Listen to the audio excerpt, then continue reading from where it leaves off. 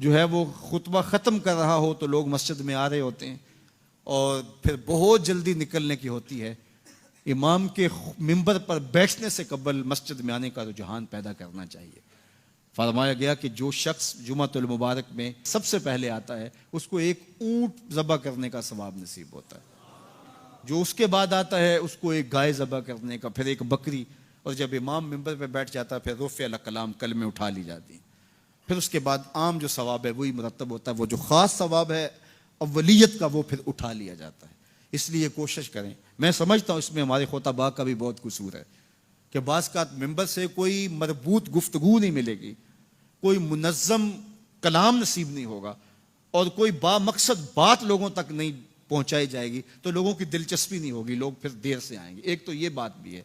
لیکن دوسری بات یہ ہے کہ ہمارے ہاں عمومی طور پہ اجتماعی رویہ یہ ہے کہ مسجد میں دیر سے جانے کا فیشن،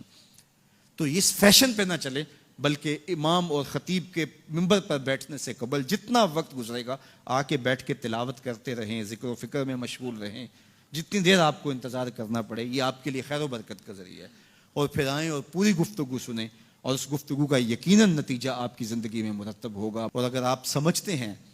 کہ میں بہت زیادہ مصروف ہوں اور کوئی آپ کو کام ہے تو شریعت نے آپ کو اجازت دی ہے کہ آپ لیٹ بھی آ سکتے ہیں، لیکن اذا نودی للصلاۃ من یوم الجمعۃ فاسعوا الی ذکر اللہ وذروا البیع، وہ حکم دیا گیا جب جمعے کی اذان پکاری جائے تو اس کے بعد پھر آپ کاروبار نہیں کر سکتے، پھر کاروبار کرنا حرام ہو جاتا ہے آپ کے اوپر۔ وذروا البیع، پھر خرید و فروخت چھوڑ دو، پھر تم چل پڑو اللہ کے ذکر کی طرف، پھر تمہارے اوپر لازم ہے کہ تم ذکر کی طرف چل پڑو۔ تو اس لیے اس سہولت سے ہمیں فائدہ حاصل کرنا چاہیے کہ اگر ہم خطبہ پہلا چھوڑتے ہیں اور دوسری اذان یہ اذان ہے جس کے بعد کاروبار کرنا حرام ہے، اذان ثانی ہے، یہ سہولت کے لیے یہ پہلا وقت اجمیوں کے لیے ہے تاکہ جو ہے وہ اردو میں یا اپنی زبان میں اجمی زبان میں بھی کچھ کلام سن سکیں۔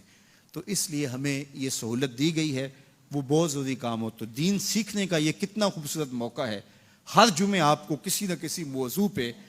ایک خطیب لیکچر دیتا ہے، بات سناتا ہے، اور ایک موضوع پر مختلف احادیث قرآنی آیات کو پڑھ کے مطالعہ کر کے نتیجہ نکال کے آدھے گھنٹے میں پونے گھنٹے میں آپ تک ایک پورا میسج ڈلیور کرتا ہے۔ تو اس لیے اس کو بھرپور حاصل کرنے کے لیے اور اپنی نسلوں کو دین سے جوڑنے کے لیے یہ اسلام آج بھی بہت سارے مشقتیں اور بہت ساری سازشوں کے باوجود یہ قائم ہے،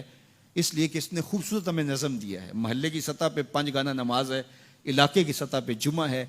سالانہ شہر کی سطح پر 2 عید کے اجتماع ہیں، اور عالمی سطح پہ حج کا اجتماع ہے۔ تو یہ ایک نظم ہے جو ہمیں دیا گیا اور یہ ہمیں جوڑے رکھتا ہے، اور یہ ہماری وحدت کی علامت ہے۔ اللہ تعالی ہمیں 5 گانا نماز کی توفیق عطا فرمائے اور اہتمام کے ساتھ نماز جمعہ کی توفیق عطا۔ ایک حدیث میں آتا ہے جس نے 3 جمعے بغیر